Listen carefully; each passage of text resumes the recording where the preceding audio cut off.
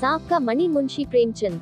मैं जब जहाज पर नौकर था तो एक बार कोलंबो भी गया था। बहुत दिनों से वहां जाने को मन चाहता था, खासकर रावण की लंकापुरी देखने के लिए। कलकत्ते से 7 दिन में जहाज कोलंबो पहुंचा। मेरा एक दोस्त वहां किसी कारखाने में नौकर था। मैंने पहले ही उसे खत डाल दिया था। वह घाट पर आ पहुंचा था। दम दोनों गले मिले और कोलंबो की सैर करने चले। जहाज वहां 4 दिन रुकने वाला था। मैंने कप्तान साहब से 4 दिन की छुट्टी ले ली। जब हम दोनों खा पी चुके तो गपशप होने लगी। वहां के सीप और मोती की बात छिड़ गई। मेरे दोस्त ने कहा, ये सब चीजें तो यहाँ समुद्र में निकलती ही हैं और आसानी से मिल जाएंगी, मगर मैं तुम्हें एक ऐसी चीज दूंगा जो शायद तुमने कभी न देखी हो। हाँ, उसका हाल किताबों में पढ़ा होगा। मैंने ताज्जुब से पूछा, वह कौन सी चीज है? सांप का मणि। मैं चौंक उठा और बोला, सांप का मणि? उसका जिक्र तो मैंने किस्से कहानियों में सुना है और यह भी सुना है कि उसका मोल 7 बादशाहों के बराबर होता है। क्या सांप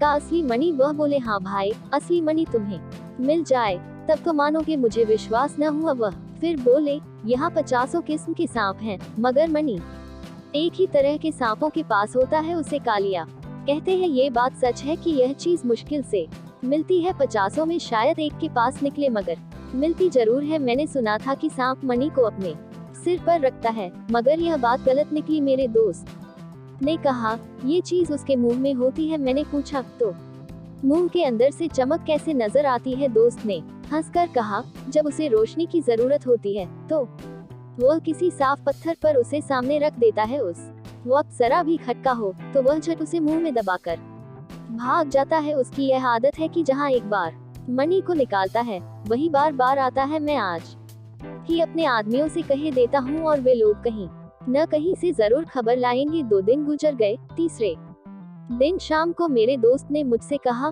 लो भाई, मणि का पता चल गया। मैं झट उठ खड़ा हुआ और अपने दोस्त के साथ बाहर आया तो वह आदमी खड़ा था जो मणि की खबर लाया था।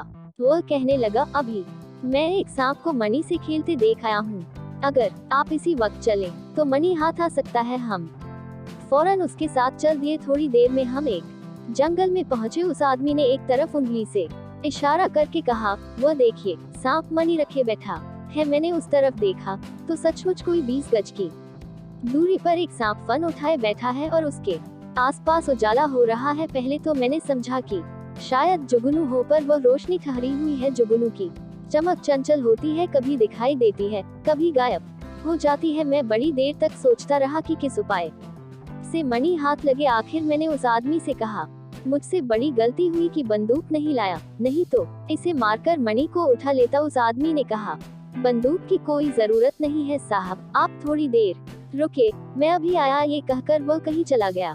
थोड़ी देर के बाद वह कुछ हाथ में ले लौटा। मैंने पूछा, तुम्हारे हाथ में क्या है? उसने कहा, कीचड़। मैंने पूछा, कीचड़ क्या होगा? उसने कहा, चुपचाप देखिए मैं क्या करता हूँ। वह चुपके से एक पेड़ पर चढ़ गया और मुझे भी चढ़ने का इशारा किया। मैं भी ऊपर चढ़ा। तब वह डालियों पर होता हुआ ठीक सांप के ऊपर आ गया और एकाएक उस मणि पर कीचड़ फेंक दिया। अंधेरा छा गया। सांप घबराकर इधर उधर दौड़ने लगा। थोड़ी देर के बाद पत्तियों की खड़खड़ाहट बंद हो गई। मैंने समझा सांप चला गया। पेड़ से उतरने लगा। उस आदमी ने मुझे पकड़ लिया और कहा, भूलकर भी नीचे न जाएगा, नहीं तो घर तक न पहुँचिएगा। वह सांप यहीं पर कहीं न कहीं छिपा बैठा है। इन दोनों ने उसी पेड़ पर रात काटी। दूसरे दिन सुबह होते ही हम दोनों इधर उधर देखकर नीचे उतरे। साथी ने कीचड़ हटा दिया। मणि नीचे पड़ा था। मैं मारे खुशी के मतवाला हो गया। जब हम दोनों घर पहुँचे तो मेरे दोस्त ने कहा, अब तो तुम्हें विश्वास आया या अब भी नहीं? मैंने कहा,